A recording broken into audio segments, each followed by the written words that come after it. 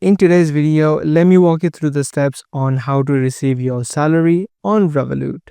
If you completely use Revolut for your payments or your expenses and you want to receive salary within Revolut, you can easily do it within a few steps. If this video sounds helpful to you, make sure you stick till the end and let's get right into it. Inside of your Revolut account, in order to receive your salary, you need to head over to the payment section, which is on the bottom. Just tap on the payments tab.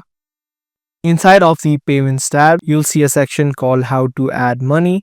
Inside of this section, you're going to see numerous ways that you can add money into your Revolut account. The last option you'll see is called salary. It says get paid into Revolut. Enjoy next level control of your money. So what you need to do is just tap on the salary option. Now, based upon where you live, you're going to get your information. So, for example, if you live in the UK, you're going to get the sort code and the account number of your bank, such as the sort code or the account number. If you're in the US, you will need to add in the routing or the account number.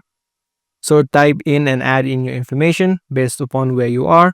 And once you're done, you can provide that information, such as the sort code or the account number, to your employers so that they can directly transfer your salary into the Revolut account.